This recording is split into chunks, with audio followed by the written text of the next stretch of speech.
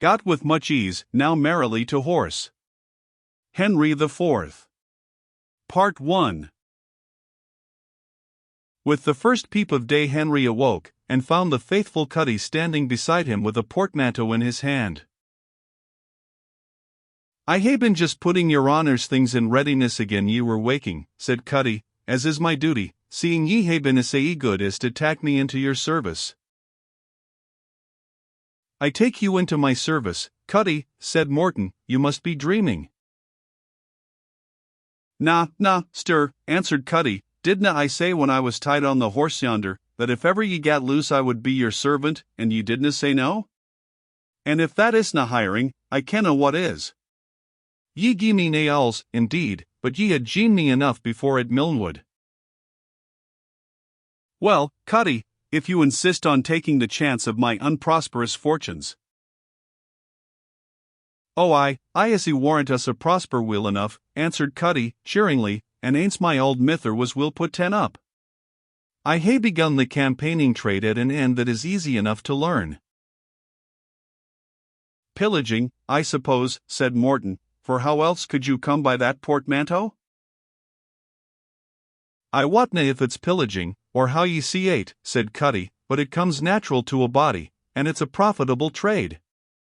Our folk had tirled the dead dragoons as bare as bawbees before we were loose amaist, but when I saw the Whigs a wheel yoked by the lugs to Kettledrummel and the other chield, I set off at the lang trot on my ain errand in your honours.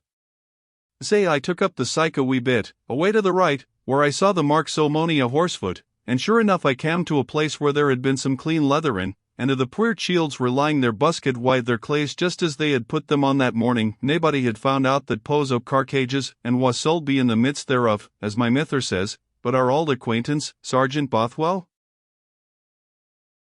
"Aye, has that man fallen?" said Morton. "Troth has he," answered Cuddy, "and his een were open and his brow bent, and his teeth clenched thegither, like the jaws of a trap for fumarts when the spring's down. I was amazed feared to look at him. However, I thought to hae turn about wi' him, and say I e'en riped his pouches, as he had dune mony an honester man's, and here's your ain siller again, or your uncle's, which is the same, that he got at Milnwood that unlucky night that made us as sodgers thegither." "There can be no harm, Cuddy," said Morton, "in making use of this money, since we know how he came by it, but you must divide with me." Bide a wee," said Cuddy. "Weel, and there's a bit ring he had hinging in a black ribbon down on his breast. I am thinking it has been a love token. Poor fallow, there's naebody sae rough but they hae a kind heart to the lasses, and there's a book ween papers, and I got TWA or 3 odd things, that I'll keep to missel, forby." "Upon my word, you have made a very successful foray for a beginner," said his new master. "Hinna I e'en now," said Cuddy, with great exultation. "I told ye I wasna the doon stupid, if it cam to lifting things, and forby, I hae gotten TWA good horse. A feckless loon of a straven weaver, that has left his loom and his bean house to sit skirling on a cold hillside, had catched TWA dragoon nags, and he could neither gar them hup nor wind. Say he took a gowd noble for them baith. I sold hae tried him wi' half the siller, but it's an unco place to get change, and ye'll find the sillers missing out o' Bothwell's purse." "You have made a most excellent and useful purchase, Cuddy, but what is that portmanteau?" "The potmantle," answered Cuddy, "it was Lord Evandale's yesterday, and it's yours the day. I fanned a hint the bush o' broom yonder ilka dog has its day. Ye ken what the auld sang says. Take turn about, mither, quo Tam o' the Linn. And, speaking o' that, I maun gang and see about my mither, poor old body, if your honour hasna ony immediate commands."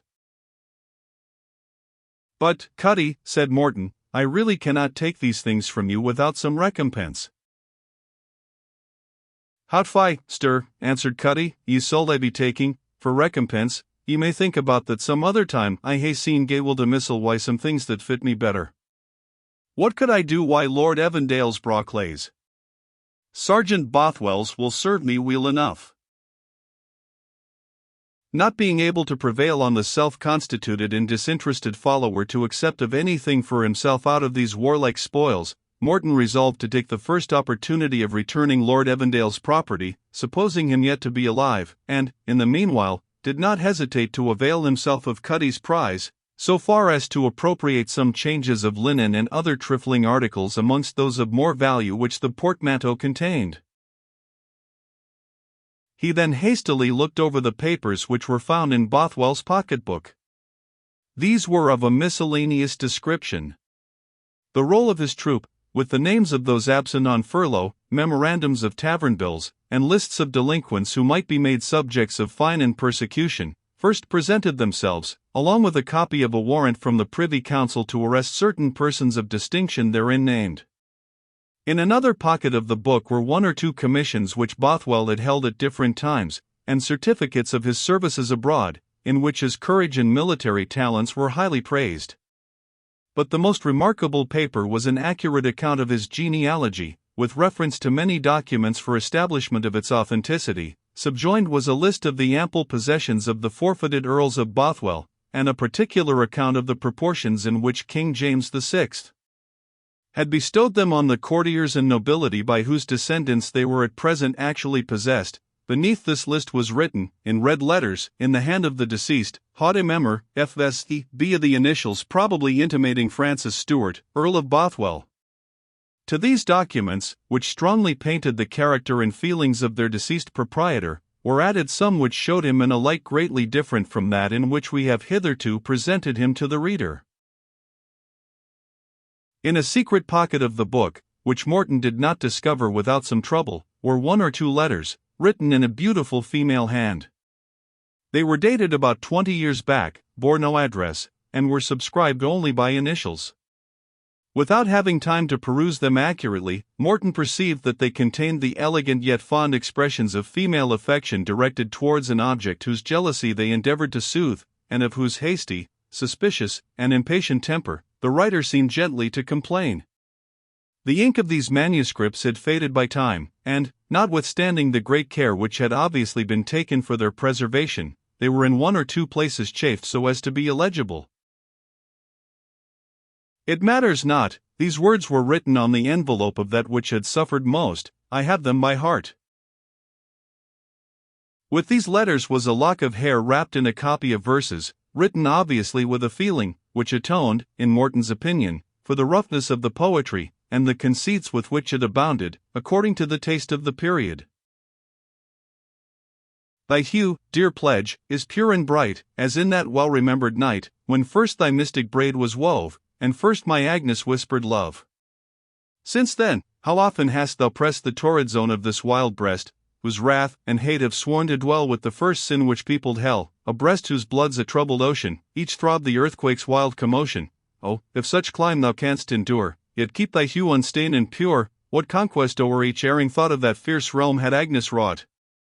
I had not wandered wild and wide, with such an angel for my guide, nor heaven nor earth could then reprove me, if she had lived, and lived to love me.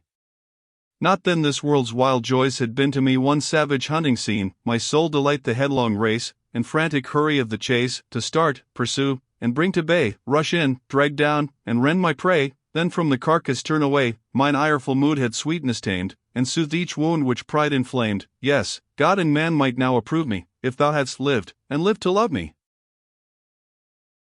As he finished reading these lines, Morton could not forbear reflecting with compassion on the fate of this singular and most unhappy being, who, it appeared, while in the lowest state of degradation, and almost of contempt, had his recollections continually fixed on the high station to which his birth seemed to entitle him, and, while plunged in gross licentiousness, was in secret looking back with bitter remorse to the period of his youth, during which he had nourished a virtuous, though unfortunate attachment. Alas! What are we, said Morton, that our best and most praiseworthy feelings can be thus debased and depraved, that honorable pride can sink into haughty and desperate indifference for general opinion, and the sorrow of blighted affection inhabit the same bosom which license, revenge, and rapine have chosen for their citadel?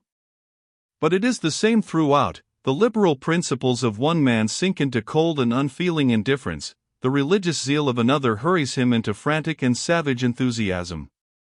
Our resolutions, our passions, are like the waves of the sea, and, without the aid of him who formed the human breast, we cannot say to its tides, thus far shall ye come, and no farther. While he thus moralized, he raised his eyes, and observed that Burleigh stood before him. Already awake, said that leader, it is well, and shows zeal to tread the path before you to— What papers are these? He continued. Morton gave him some brief account of Cutty's successful marauding party, and handed him the pocket-book of Bothwell, with its contents. The Cameronian leader looked with some attention on such of the papers as related to military affairs, or public business, but when he came to the verses, he threw them from him with contempt. I little thought, he said, when, by the blessing of God, I passed my sword 3 times through the body of that arch-tool of cruelty and persecution, that a character so desperate and so dangerous could have stooped to an art as trifling as it is profane. But I see that Satan can blend the most different qualities in his well-beloved and chosen agents, and that the same hand which can wield a club or a slaughter weapon against the godly in the valley of destruction, can touch a tinkling lute, or a gittern, to soothe the ears of the dancing daughters of perdition in their Vanity Fair.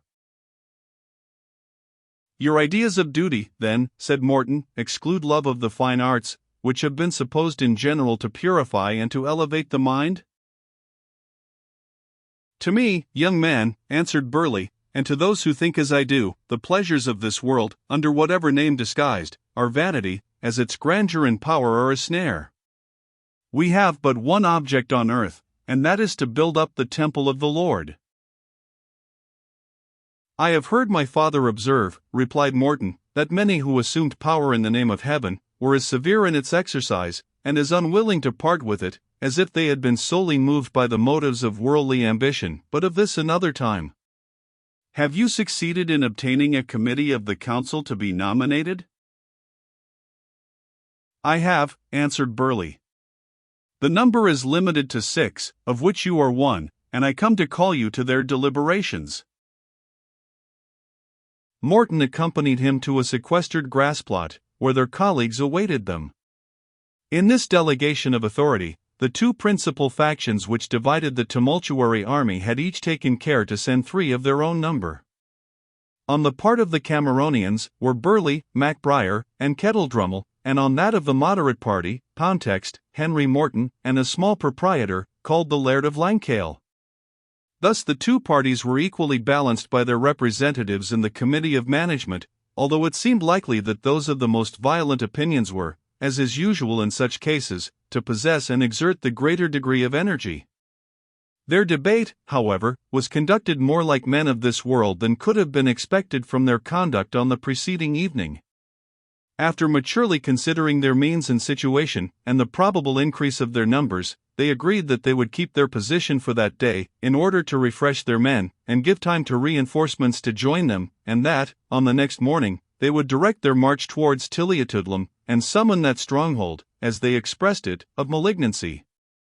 If it was not surrendered to their summons, they resolved to try the effect of a brisk assault, and, should that miscarry, it was settled that they should leave a part of their number to blockade the place, and reduce it, if possible, by famine, while their main body should march forward to drive Claverhouse and Lord Ross from the town of Glasgow. Such was the determination of the Council of Management, and thus Morton's first enterprise in active life was likely to be the attack of a castle belonging to the parent of his mistress, and defended by her relative, Major Bellenden, to whom he personally owed many obligations. He felt fully the embarrassment of his situation, yet consoled himself with the reflection that his newly acquired power in the insurgent army would give him, at all events, the means of extending to the inmates of Tilliatoodlem a protection which no other circumstance could have afforded them, and he was not without hope that he might be able to mediate such an accommodation betwixt them and the Presbyterian army, as should secure them a safe neutrality during the war which was about to ensue.